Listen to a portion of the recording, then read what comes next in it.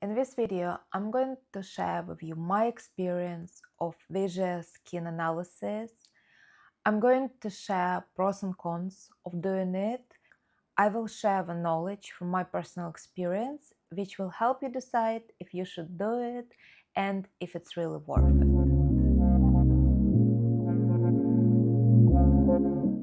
I have done my VISIA in Japan when I was traveling there, and I paid for my consultation and service myself.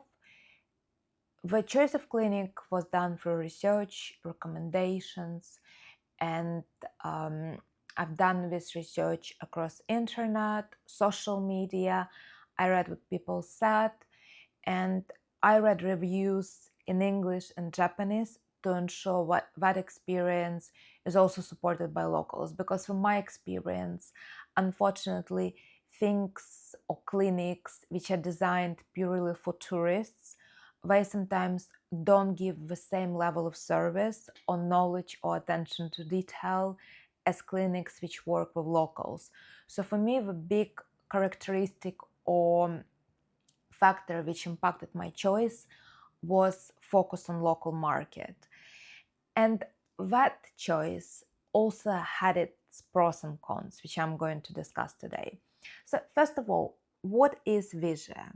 VISIA covers an advanced imaging of your skin from different types of lighting. It includes standard lighting, cross-polarized light, which captures redness on your skin, for example, and UV light for sun damage and bacteria. And at the end, it will produce 8 different images of your face, which will help you understand the key problems of your skin, what could be the best treatments in skincare, and also any problems with your skin, what could be the reason behind them.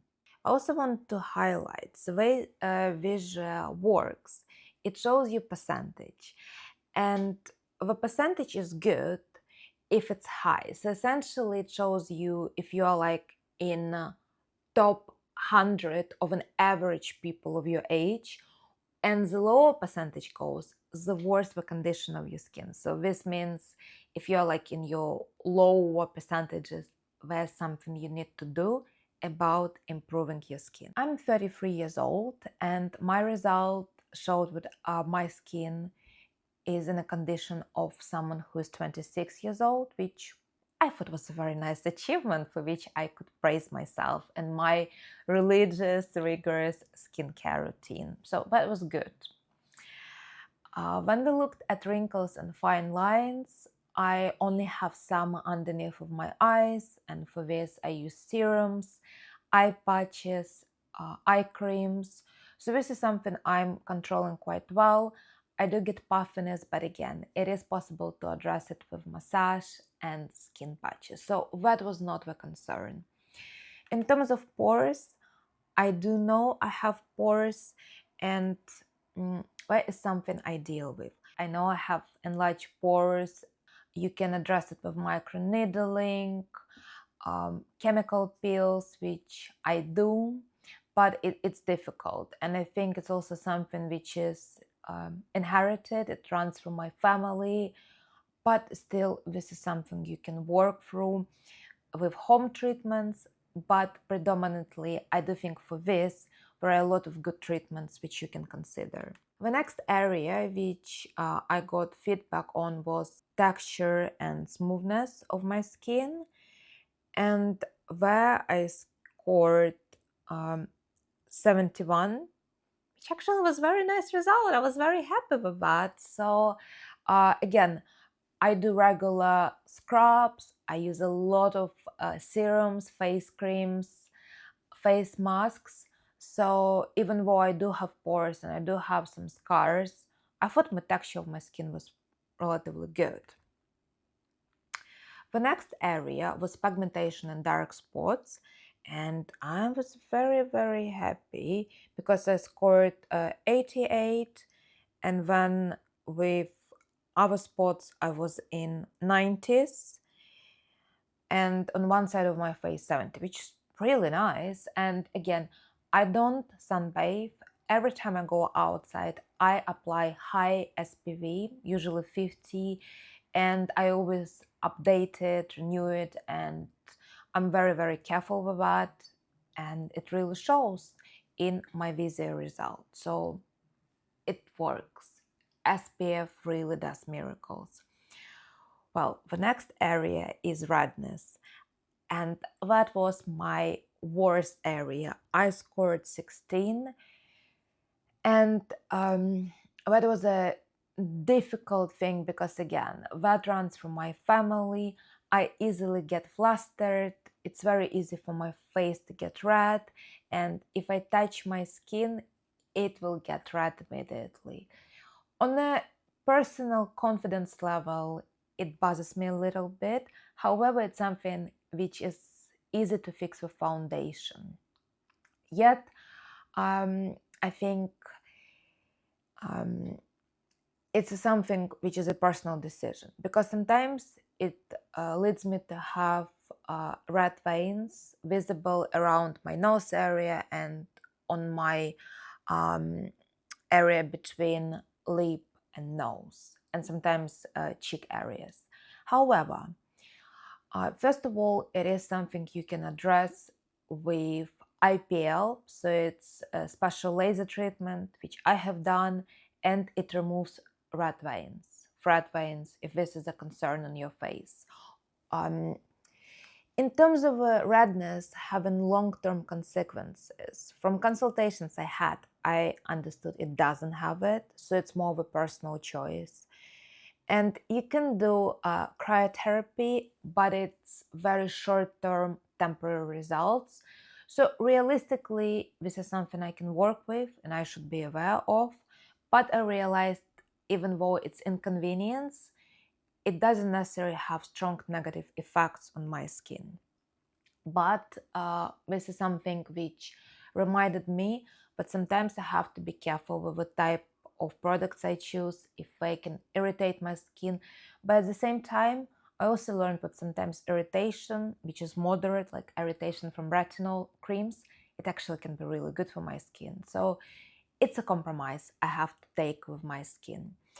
The next test was actually probably the biggest revelation, which was porphyrins, and this is bacteria which causes acne. And all my life, because I suffer from acne, I thought I have really bad bacteria, and many dermatologists often prescribed me antibacterial face creams. And guess what? I scored 89 and 91. So this means my acne is not caused by bacteria. It could be caused by hormones, by stress, by lifestyle, but not bacteria. And that was very interesting because I realized, oh wow, I've been treating the wrong root cause. And that was a big revelation. And if you're like me suffering from acne, I think this is where you can really get bang for your buck. You are actually going to find out what is causing your acne on a better level, and then you can address it. So for me, that was very, very interesting, because many people have acne caused by bacteria, and you are going to spend money and time addressing wrong problem, and you will be essentially using wrong um, treatments. So that is my experience with VISIA. However, what followed next? The dermatologist who was providing my consultation, lovely Japanese lady, they suggested what, because I have redness, I should use skin whitening creams. And I thought that was a very strange advice. And this advice we have to understand from cultural perception. In Japan, many women believe what to have a white skin is something desirable. For example, in the West, we often use fake tan to make our skin look glowy and golden. In Japan and Korea, we are obsessed with white skin. A lot of foundations, I think, they actually whiten your skin. And it's very common that you will see a lot of beautiful young women who walk around the streets with very white foundation because they think it's very beautiful. And this is just cultural reality there. And even though I understand where they came from, I think for my skin type, the solution could be different. So I was not particularly happy with what we recommended. And when they told me I should use cryotherapy to calm down my redness, which is, again, it's a very temporary solution. It's nice, but it's not going to solve it in the long term.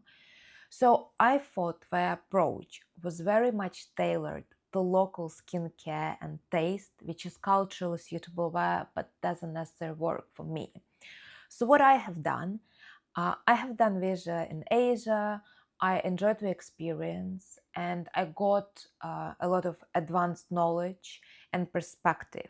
But when I came back to the UK, went to my dermatologist, and with VISIA results, we developed a skincare treatment and approach and skincare routine which works for my skin. So again, do I think visual worth it? I think yes, it's very interesting. You get to find out about your skin, you learn something different, and for me, it was some very interesting revelation. And some of problems I thought were major problems for me, they actually were not that bad. And it's also preventative measure. You understand which problems you have, you know how to adopt your lifestyle, your skincare routine, your treatments to address problems you have. So if you are considering doing VISIA, I think do it. But if you're considering to do it in Korea or Japan or in any other country where majority of people have different skin type and different beauty standards, you need to think about it twice, because people in different countries, they can look at the same result and they can give you very different interpretation. And I think this is an important thing to remember. If you find this information useful, please give me a like. If you had visual test or any other, share your experience in comments and subscribe to my channel so I can share more with you.